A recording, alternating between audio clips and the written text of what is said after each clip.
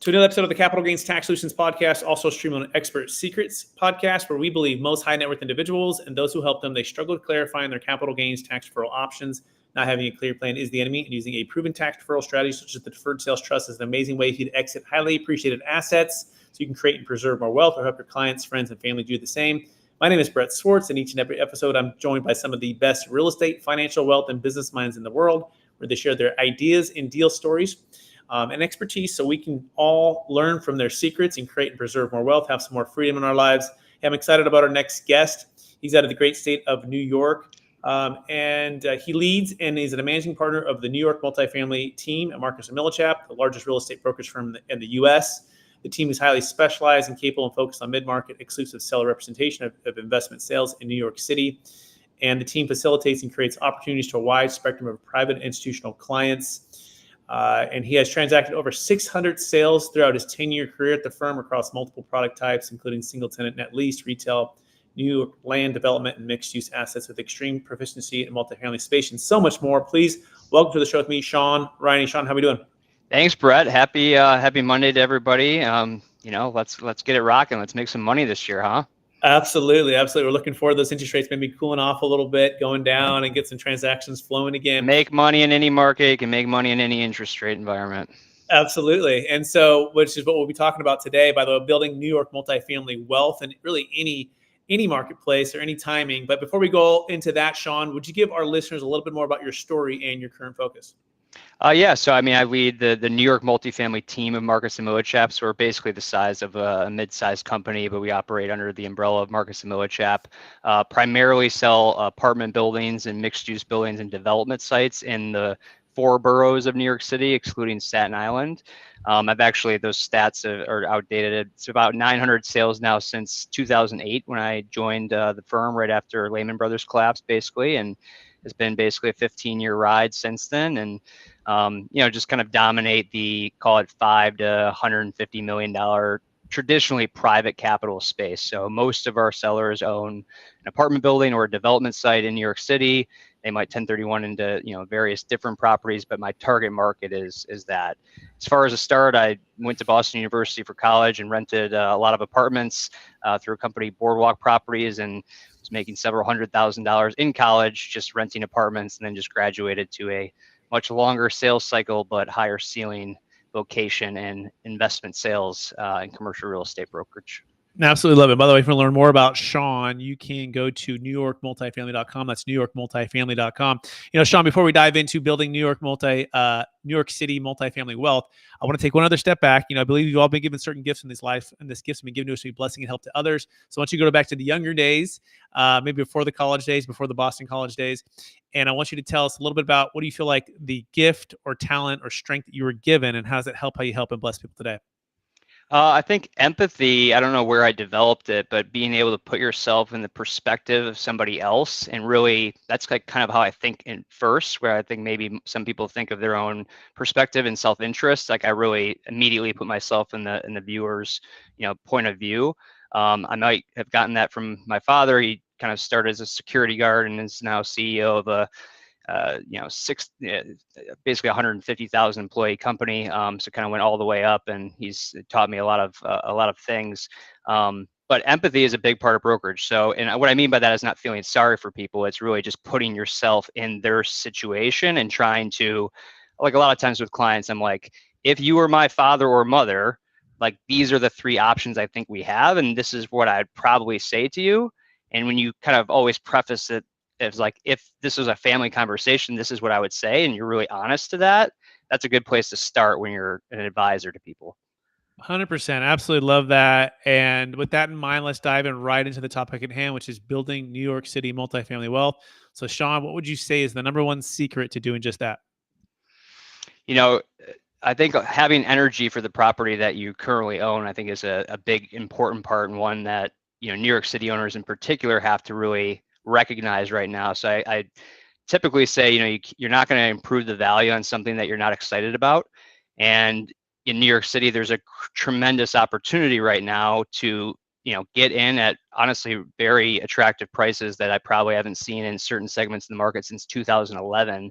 And this is a big byproduct of not anything to do with the city, but the laws, the rent laws that have been passed have severely devalued property, made owning complicated. So if you have energy for an asset, you will find a way to improve the value. But also on the flip side, if you don't have energy for an asset, chances are it's not going to go up anymore in value. Like, you're going to just have a depreciating property, and you should take a look at the stock of what it's worth and maybe explore what you could exchange into that you do have energy for. So the New York City market is a grind. It is full of three-letter acronyms of Department of Buildings. There's a whole host of agencies that you constantly have to juggle, much more difficult than I'd say any other city in the country. On the flip side, there's not a lot of ability to create new supply. So it's a highly regulated market, but you're not going to sit with a vacant apartment unless the government is making sure that it's vacant. Like, there's always more demand than supply, but it comes with a trade-off. So I think having energy, like, look at your real estate owned, look at your PFS statement, and just say, like, what am I just, glossing over every year, or what am I thinking about January 1st, 2024, and what's my value add plan? Because not having energy for something is probably not going to work out in New York City. Yeah, I heard a saying that momentum is more powerful than the sum total of all of our resources, leadership, and strategy combined. And I think it's so true what you're saying, right? If you don't have energy for the property or for the location or for the tenants or for whatever it is, it's very difficult for some of the headwinds to overcome. Like, owning assets is complicated. California, New York, some of these states that are more restrictive and more ever increasing regulation. So I feel like, when you look at a deal, there's hard costs, there's soft costs, right? There's value add opportunities that you can do. And there's also value add opportunities that you can work with the city, right? Or work through the challenges of the regulation. So what's the number one way you've helped to coach and consult with your clients to build that grit to make it more seamless when they're up against some of the more regulations that they're facing? Well, for some of the owners, there literally is not much you can do. They passed some laws where basically you can't rent an apartment for more than the previous tenant did, and some of these tenants were there 30 years under rent regulations. So the idea of putting another tenant in at $700 a month when the operating costs of the unit are $1,200 a month, they really didn't leave any room for error there when they changed the laws to punish owners. But you can, on the expense side, really work at it. So there's upgrades to energy efficient boilers and windows, and there is some free money out there. You got to really hustle for it, because you're not going to grow the NOI from the top line revenue, but you might be able to kind of finesse things using basically a lot of attention to detail on the expense management of properties. There are some ways to partner with the government, but it's generally resigned to much larger properties. On the value add side, if it's a free market property, you can get really into tactical, gear with, exactly what types of layouts can be reconfigured for maximum bedroom count and maximum rental, pricing. You can really start to maybe work with people on how to reposition the retail, or if they have air rights that they're not ever planning on using, but they can get paid for that on the sales side. That creates a very clear win-win operation. And also just helping pick locations. There's certain markets in New York City that are kind of fringe neighborhoods that are poised for more growth, and there's certain ones that probably are just going to regress backwards, as you're seeing in some of the greatest cities around the country. So it is kind of it's not a completely one size fits all solution. Like, New York City is the place to be. It's what pockets, what streets, what corridors. We have a very nuanced market. So two identical buildings can be worth two wildly different values right next to each other, depending on how many free market, how many regulated, what the real estate taxes are, if there's violations, if there's non-conforming certificate of occupancy. Generally, the challenge is in the run-up of the market, and again, I think that the market right now in New York City is very clearly a buyer's market. In the run-up of the market, peaking probably about 2015, 2016, 2017, all those obstacles were kind of, the sellers got off with a free pass. Now the buyers are getting discounts and basically are able to build into a 7.5 cap on cost in good areas of New York City if it's got a little hair on the dog and you got to work through it. So you're actually getting paid for your sophistication and expertise right now, which honestly is a new phenomenon. I was selling a lot of value add properties in the run up where I was like, man, you're just working hard to stay in the same place, but there is an actual opportunity to solve other people's problems and profit from it. Yeah, we're talking with Shaun Riney, NewYorkMultifamily.com, NewYorkMultifamily.com. Top, perhaps, maybe in some of the New York history. Give me the Hall of Fame status, Shaun. Do you ever feel like perhaps, after 900 properties since 2008, that who sold more? And it's pretty cool feat. Like, how have you built your team to be able to handle such a massive amount of deals closing every year? Well, just going to like the mindset, JD Parker, who's the chief operating officer of the company, told me when I first started, you're only as good as your last deal, kid. And I've always lived by that moniker. So it really doesn't matter to that my next client, like how many properties I've sold in the past. It just, it's always, you're only as good as your last deal, and you're always two new deals away from being happy. So I'm absolutely miserable right now until I get two more deals in contract, and then I'll be happy for like 5 minutes, and then be miserable again until I get two more deals in contract. So it's just like kind of a mindset of just, continuing to do as much as you can. As far as the team, I think we're about 25 brokers or so right now, maybe 6 to 7 support staff, and you got to grow it organically. Again, this business is a tough one to understand. It usually takes 3 to 4 years to at least be able to speak the language of the industry. So there is a high barrier to entry, especially living in New York City and working in an all commission environment, to come in right out of maybe a different career path and have no income. But there is a big upside. Usually in year 3, 4, 5, 6, those are the breakout years. Years 1 to 2, who knows what happens? But you got to have a business plan that you can survive to get to that third year. And as far as like how we've done it, it's really just a lot of learning through osmosis. So when you're a broker and you're starting out, you're kind of, I just tell people, keep it simple, stupid. You're basically, if anybody's a hunter out there, you're like the bird dog, kind of roaming through the prairie, trying to point at a potential, bird, and just sit there and kick them up and get a meeting. But they're, the client might be meeting with Scott, but then they get Shaun at the meeting and you don't say a word, but you're learning through osmosis through that process. And the biggest training ground for the brokerage industry is on the way home from meetings. So it's like, what happened during that meeting? What do you have questions about? So just through that daily interaction of going on meetings, being with somebody that's more senior than you, asking a lot of questions, and literally just like whatever, I challenge people, like whatever you don't know, whatever came up today, like that's your weekend goal, is to understand what terminology was used, what, concept you didn't understand, and figure that out. And I'm still doing that today. I mean, I'm learning something new pretty much every day, but it's a lot of, no shortcuts. There really just is a lot of hand-to-hand training.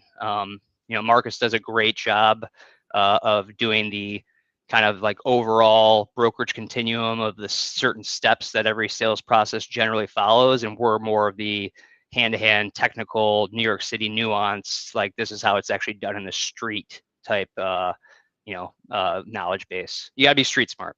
So that's something that, kind of takes a little while to develop. Absolutely. And again, Shaun Riney, NewYorkMultifamily.com. So Shaun, I love the way you put that as well, with learning through osmosis, right? That's so key. It's like learning another language. The way I've discussed it, it's like if I wanted to teach you Spanish, Shaun, we could sit here and I could talk to you about Spanish on a PowerPoint presentation for a while. But if I really wanted to teach you Spanish, we would go and we would live in Mexico, right, for 2 years, right? And Total immersion. Total full immersion. So with that being said, right, the cold call versus inbound, right?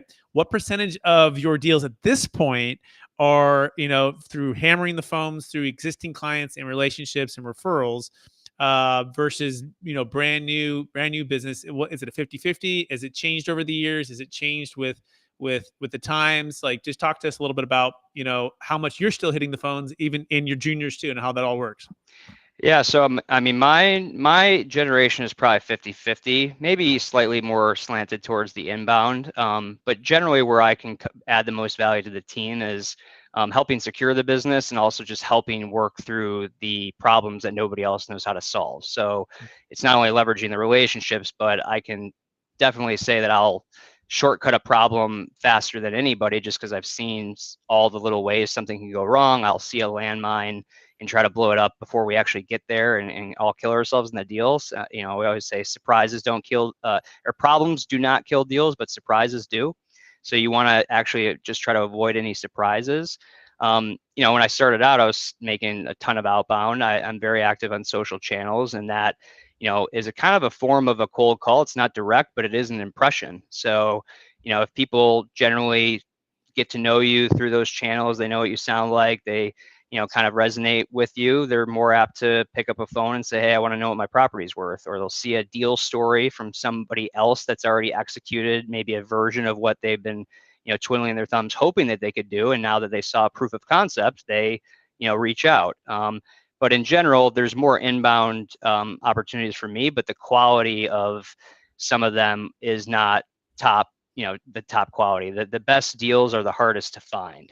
So, what I mean by that is it's not generally the person that's answering everybody's calls, who everybody has their email for, that is kind of just like a known, participant in the market. It's the, partnership dispute that involves 3 people that aren't even listed on the mortgage, that you somehow have to get in touch with the aunt of the owner and then somehow end up with a cell phone number. But like, these are not readily available contacts that own the property. Those are the generally speaking easy deals to establish a relationship with, because they're not getting harassed by everybody else. So we try not to get too distracted on what's the inbound coming in, because the quality is usually a lot lower than those new relationships that nobody else can really discover. But ultimately, at the end of the day, we're just problem solvers.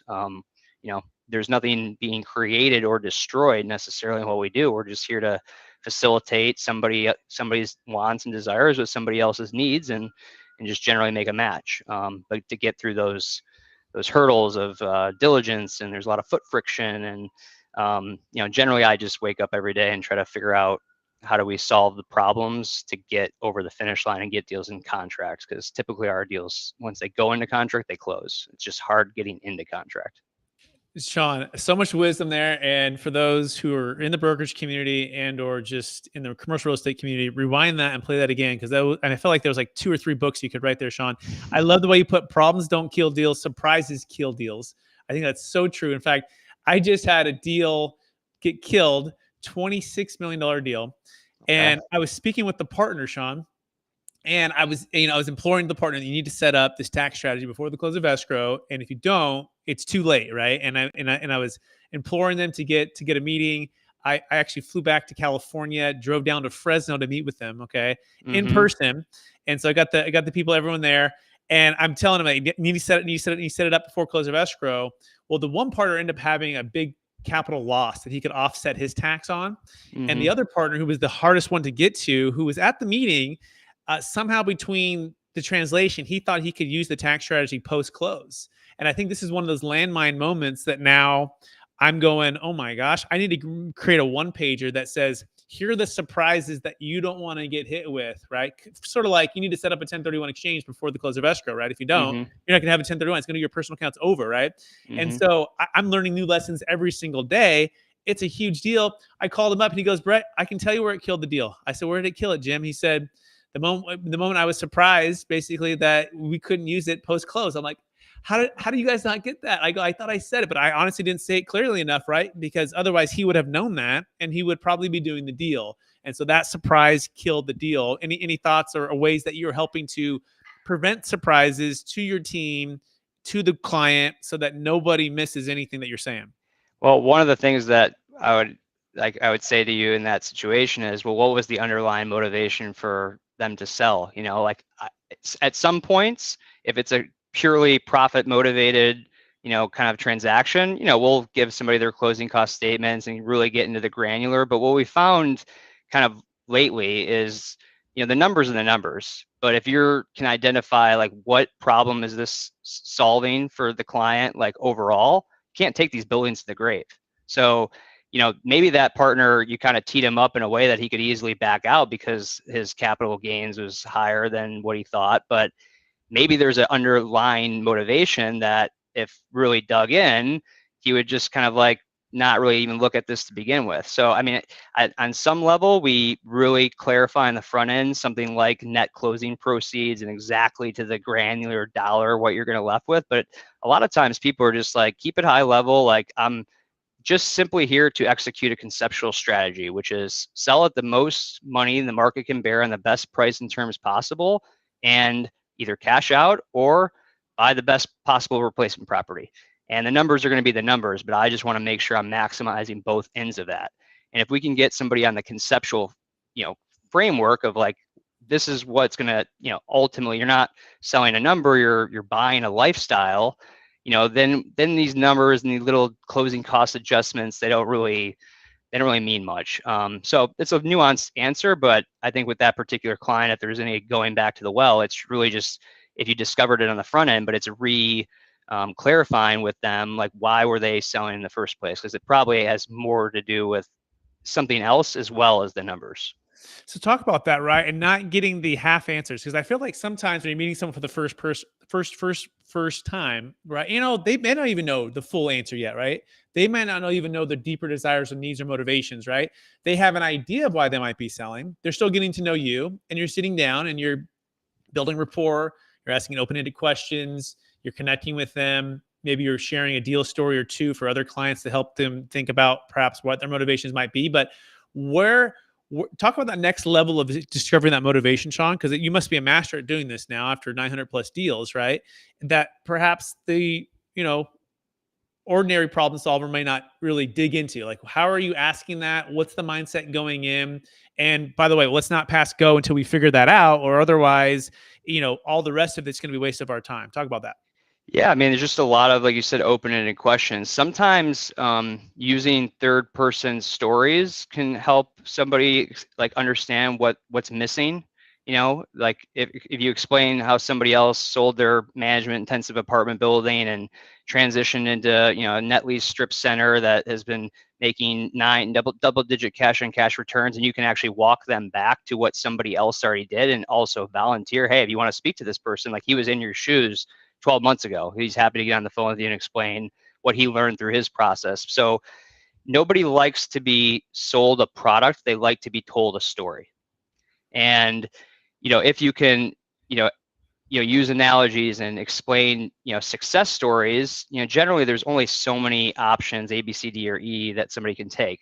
So that's one, way. The second thing is just ask for permission before you ask a tough question. Sometimes that just helps like clear the air. Like if, do you mind if I ask you a very, real question and we just have that space, like you can choose not to answer it, but do you mind if I ask you that? Just that nature of asking for permission first kind of sets the table for asking a tough question. So, that's in the meeting, if you can really build some rapport and credibility and then put them in that perspective, they might open up a little bit more. And then just keep digging, like if this isn't perfect, like what's missing? Okay, what else is missing? One of the questions, Peter Von Ray, my mentor that I've been doing business with for a long time, our go-to question is, Brett, I can ask you the question right now. If we're sitting here at January 8th, 2025, an entire year has passed, what will have happened in your life, Brett, to make you have a smile on your face ear to ear? And you Wow. can ask that, and then you might sit there in silence for a while. I won't put you on the spot, right? But it makes you think, and I would just sit there in silence, and I would listen. Like, what would have had happened in the last 12 months that would put a smile on your face, ear to ear, if we're having this conversation on January 1st, 2025? What happens? What would have happened professionally, personally? And then people will get into, great. I mean, this is a great time of year to ask that question because it's a full new year ahead. And they might say, well, I want to get out of this partnership over here. I want my daughter to get married. I want to create more free time to go see the 48, states with my wife. Like then you're getting into like, what is this all about in general? Because a lot of times, why somebody bought the property in the first place is not exactly the same reason why they should keep hanging on to it today. And then if someone's really giving me a hard time, I just ask them what's their exit strategy. Heart attack? Shaun, that's another 3 That books also right will there. stop people. Yeah, that's another 3 books. And by the way, Shaun does have a book. And we're going to talk about that here in a second. But I've got to unpack some of this stuff because this is so, I think it's just so great because at the end of the day, we are in the business of solving problems, right? I always say to people, we're not in the business of selling real estate, selling capital gains tax solutions, selling an investment. We're in the business of solving people's problems to the extent that we understand and deeply care about someone else's problems and have that solution to that problem is the moment A, we start adding value, and B, we stop wasting their time, right? And in fact, at Marcus and Millichap, I remember one of the mentors in the office, he told me that. He goes, Brett, hey, you know more about their property and their problems than they do, or at least as much or more. And a solution to that by talking to every single person in the marketplace and looking at every single solution for them. And that's the moment you stop wasting their time. And that's the moment they will talk to you and meet with you. So talk about the discipline to dig in and to figure out, well, I call it the honey badger mentality, right? Like, I'm going to care more about your property, location, your rents, all of the things that are associated with adding value and helping you to unlock that freedom, right? Talk about where that came from for you, Shaun, to never like us leave a stone unturned. Yeah, I mean, well, you learn the market by the buyers are your professors, so they'll actually teach you the market as long as you present opportunities to them, and they'll help you discover like what makes a good deal, how it should be priced. You might just be asking for their advice, but that's one way to kind of master a market and have something to say. Second is just I'm still very religious on processing my own comps and knowing who bought a property and what price per square foot, cap rate, GRM, and I do that on the weekends, and that gives me some of my calls for the following week. But you have to actually kind of know what's going on and be able to speak with specifics. One of the things that I think results in an immediate hang up all the time with brokers, and especially the younger ones that don't really have much to say, is that they just give this general, vague, boring, same canned opening all the time. It's just like, well, what do you think your property is worth? Or would you be curious to know what your property is valued today? It's just like the same thing that people hear all the time. They immediately click. It's a little bit different than when you have a specific thing to say, like, hey, I'm calling because we just sold a similar 10-unit building down the block with a very similar real estate tax to your property. It's sold at $700 a foot and $7 million. I know I haven't speak to you in a little while, but does that price kind of resonate with what you think yours is worth? Now that's giving some specifics into a conversation. So if you want people to pay attention, have something specific to say. And the larger owners, they value that in the ground, nuanced understanding of the market even more than the locals do, because as you get bigger and bigger and bigger, you can't really know what's going on in your microclimate at every little stage. If you own 50 properties in 3 different states, it's impossible. So you actually rely on the brokers to be calling and giving you a heads up that, hey, they're building a homeless shelter across the street, or hey, your taxes are about to double if you don't do something about it, or 3, like, this guy's getting these rents down the street, you're way behind, here's what he did that you can do differently. So I kind of view it as not me like prospecting them. I feel like it's almost like my duty or obligation to inform the clients in the marketplace, and I'll lead with that. Like, I'll just say, like, hey, I'm going to call you every now and then, but just know when you see my name on the caller ID, I'm not checking in to see, are you ready to sell yet? I'm here to just share some piece of inside baseball knowledge with you. And generally my conversations won't last a couple minutes, but that's why I'll call you. That's why you're seeing my name in the caller ID, just to let you know ahead of time. Because if someone sees you as a tactical sales broker, you just go to the mute button all the time. Absolutely, Shaun. I couldn't agree with you more. And speaking of tax, right? I think this is a good, segue to transition into what we do here at Capital Gains Tax Solutions. But really, the question for you is estate tax, death tax, right? I think a lot of times in the traditional brokerage community, we believe that the stepped up basis and the 1031 exchange is the end all be all, right? Just swap until you drop, get that stepped up basis. But what happens when your exemptions, and in fact, the exemptions are going to be about 10 to 12 million a married couple as of 2026, and your net worth is 20, 30, 40, 50, $100 million. And you thought, hey, I could just get a stepped up basis, right? That, yeah, solves the capital gains tax. But what about the death tax, which is a 40% death tax? In fact, the show Yellowstone is the whole concept. Kevin Costner, he's got the $100+ million land. Beth, his daughter's like, Dad, sell it, because if you die, the state's going to take it because it's inside the taxable estate. So talk about solutions or ways that you are informing or helping people to solve that. We think we have an amazing one we'll talk about here in a second, but I'm just kind of curious, what are you using to solve that challenge or help your clients prepare for that?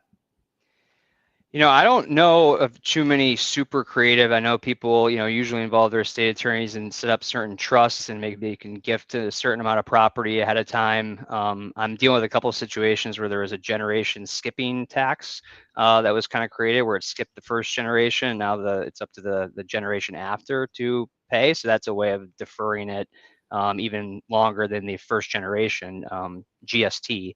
So that could be employed. But generally, this is also like before you die, like you got to make sure that you got enough equity or have a plan that somebody can actually offset some of those estate taxes, because this is all just goes into like strategy ahead of time. Like, are your beneficiaries going to have the liquidity to pay estate tax? And if they don't, are they going to have the ability to refinance and keep some properties to pay that? Or, do we need to start selling some stuff early and, doing exchanges into stuff that the next generation will want to own? Like, I think it really involves a lot of, critical thinking.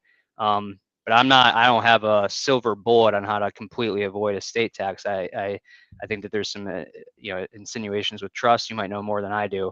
But generally buying the right properties and exchanging and setting things up where they can actually be scaled by the next generation versus, burdened by, like by an apartment building, for instance. Like most of these, sons and daughters or doctors or whatever now, like they don't have time to hire a new management company and, deal with all the rigmarole. So setting them up in stuff that can actually be, truly passive income, I think is an important part of estate planning.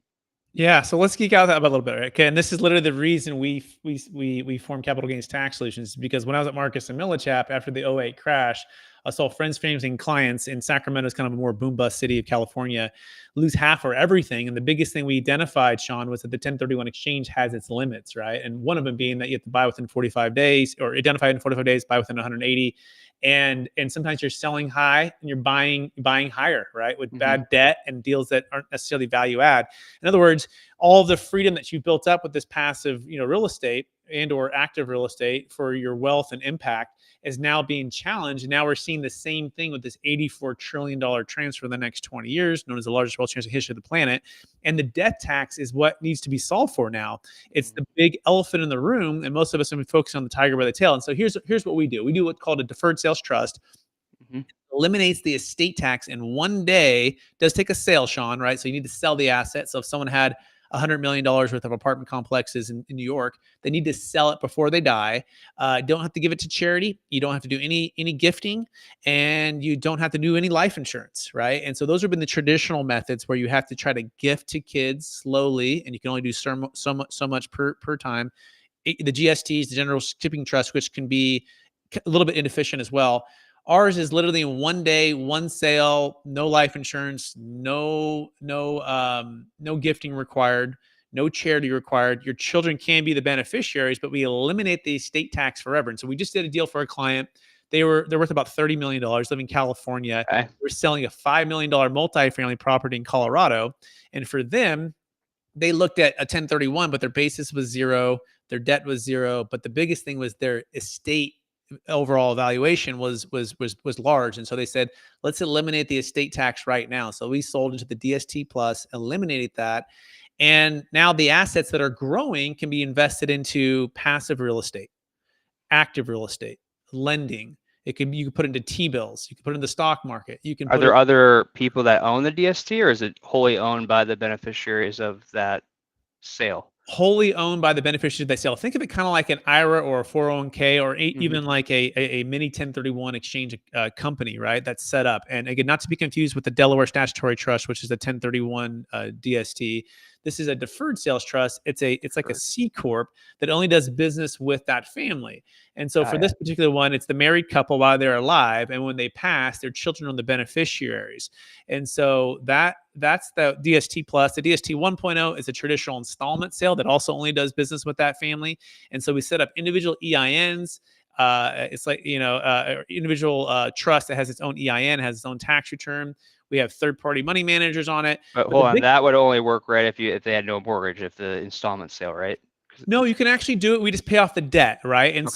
so what we have to look at a couple factors. A, what's the adjusted basis? B, what's the debt? And C, what's the sales price? Now, if we have some debt over adjusted basis, Shaun, we're going to solve that by replacing that debt via a 1031 exchange, typically a Delaware statutory trust, which has like a zero coupon, 80% LTV, where all of the cash flow is paying off the debt. And so we'll replace just that debt over the basis.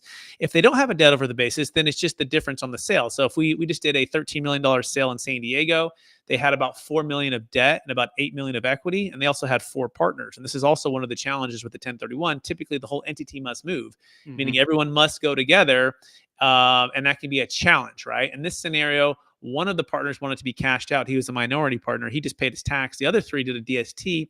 They paid off their debt and they sat in conservative, 10% on average multifamily lending fund.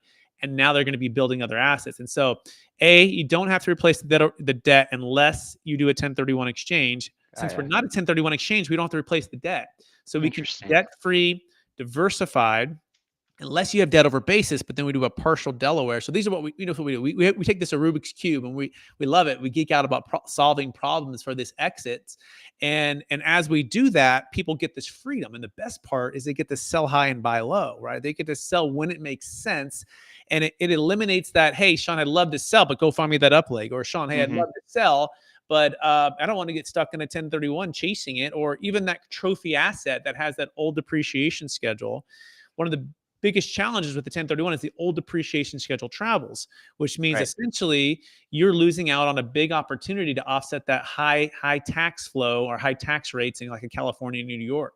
Or our strategy, what's beautiful is we can sell that, let's say that $50 million asset on that corner that no one's ever going to sell because they're they're the dinosaur that only collects the real estate. You got to approach it with different solutions. And that solution is, hey, Mr. Dinosaur, estate tax is looming. How are you going to solve for that? And he goes, well, I've done some gifting. I've done some life insurance. Well, what if we could eliminate that $50 million estate tax right now by selling the asset and moving it out? And that's not 50, it'd be 40% on the 50 million. It won't be quite that much, but essentially get that outside the taxable estate. But also better than that, if you can buy an asset with the trust, and this is the coolest part, Shaun, you can partner with the trust. It's a joint venture partnership. And in this scenario, you reset your depreciation schedule. So we had a client, and in fact, 2 clients, they sold 120 million worth of multifamily. And this multifamily, it was syndicated deals. So there was GP positions, but they took the money into the trust, their GP positions, which had an old depreciation schedule. And then they partnered with the trust with a new LLC that went to their new deals.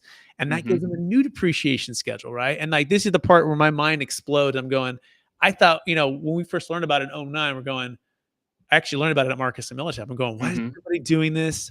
Where has this been? Like, and this is why we said it. But I said a whole lot. So I'm just curious on your thoughts. No, this seems very, very, interesting. I've heard the concept, but not explained, I don't think, as well as you just explained it. I guess the question that goes through my head again is like, who manages the deferred sales trust? Is that like that? How are decisions made once that money is in a deferred sales trust? Yep. Yeah. So it's similar like a qualified intermediary in the sense that you have a third party unrelated person and or group. And that's actually our company, Capital Gains Tax Solutions. Okay. We're the trustee. We're third party unrelated. Funds never move without the client's approval or signature. Funds are, invested in diversified portfolios. Typically, a lot of times we're using, certified financial planners or some of the best money managers in the country.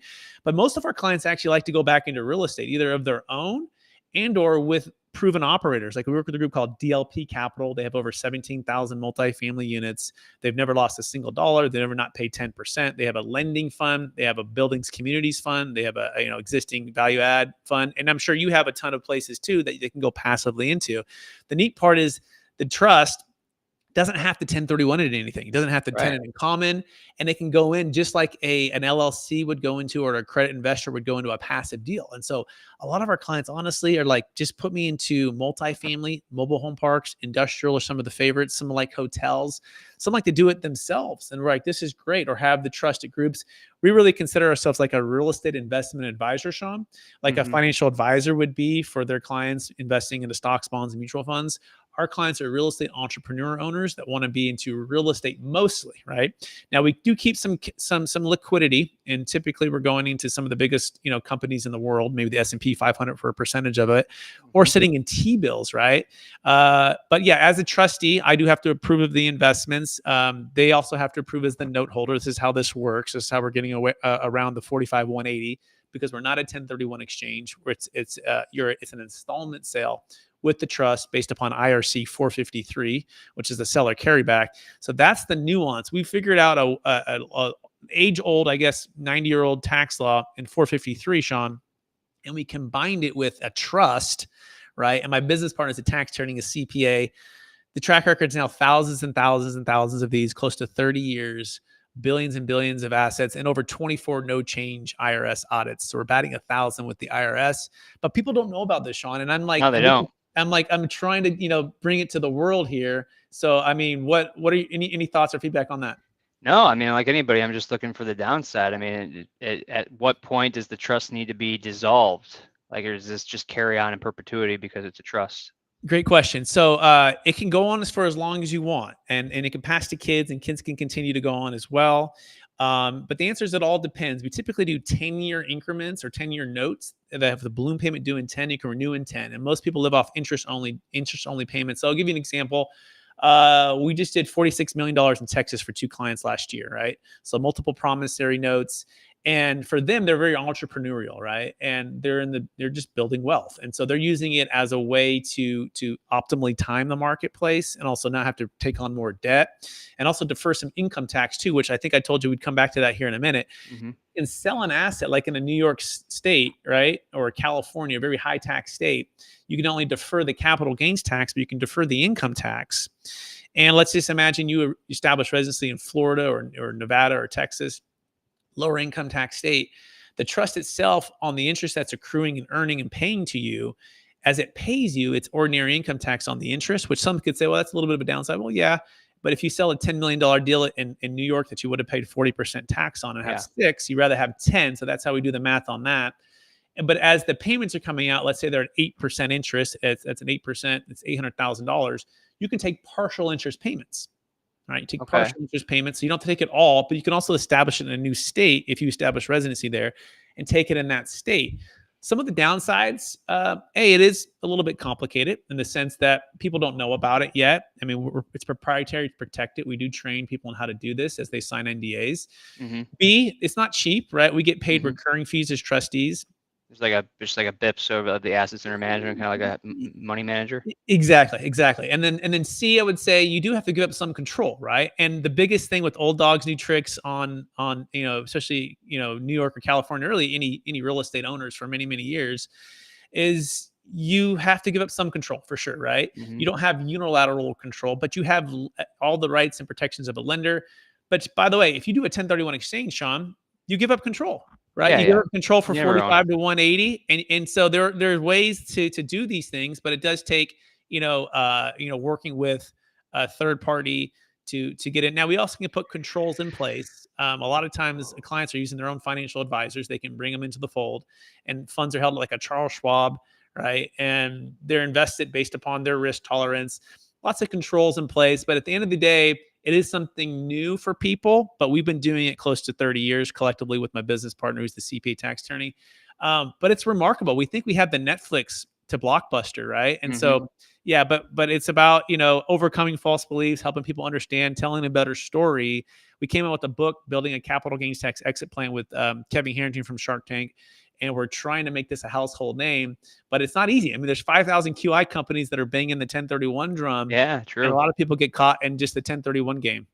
Yeah, I mean, I'm going to read the book, so I'll have some more questions also. But that sounds like an interesting, way of tackling this for sure. Yeah. I mean, I imagine the proper controls are set up in terms of board of governance, and it's just like giving your money to anybody else, with some oversight. You got it. Absolutely. That being said, if people want to learn more, you can go to capitalgainstaxsolutions.com. We have a one-on-one consultation. It needs to have $1 million net proceeds, $1 million gain per transaction. Go to capitalgainstaxsolutions.com. And also look for our brand new product we just came out with. It's called the Best 1031 Exit Plan. Shaun, we say it like this around here, that friends don't let friends overpay in a 1031 exchange, right? But friends also don't let friends go into a 1031 without a backup plan. We can save a failing 1031 exchange without having to identify the deferred sales trust as a property. So it doesn't dissuade you from doing your regular 1031. However, in case it fails, we can save it. Okay. So important to have a backup plan in today's market with interest rates where they're at, cap rates where they're at, or just deals that don't work out for some reason. Make sure to go to experttaxsecrets.com to learn more about the best 1031 exit So when's plan. the ideal time frame? I mean, obviously sooner the better, but maybe so soon it kind of defeats the purpose. Like, can somebody call you like as they have their property in the market and they're about to sign a contract within 60 days close, and you can actually get this, battle plan up to speed, or like what's the time advance? Yeah. So earlier the better. We work on a conditional basis, right? So sort of like some relationships, like, Shaun, you've been working on for 5 or 10 years before you get the listing. We will work with their team at no cost, no obligation, and literally educate their CPA, tax attorneys, financial advisors, their brokers like yourself, right? To understand how it works, why it works, the legality, and get at least the framework in place. But they don't pay until they close escrow and use the trust. What's the deadline? You need to set it up before the close of escrow, unless you're in a 1031 with us, and then we can have a backup plan. But if Unless you're the QI, you mean, basically? yeah, Like regular exactly. QI? Yeah, exactly. Unless you're the QI, right? And we work with our strategic alliance, who is the QI, and we're probably launching our own QI business in the next 12 months as well, just because of the sheer demand of this, and to be everything in house.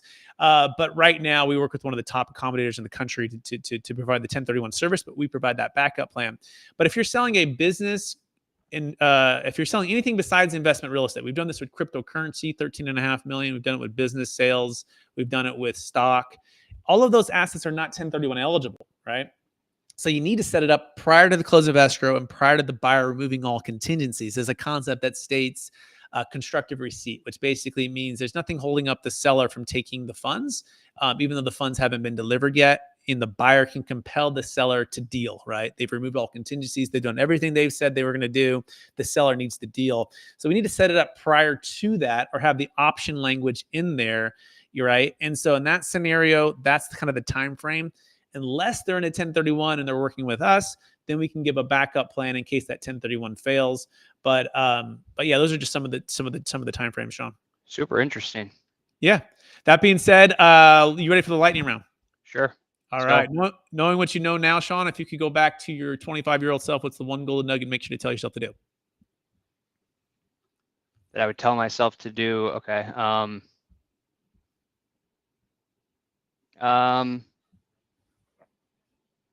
I would just get think bigger marketing wise.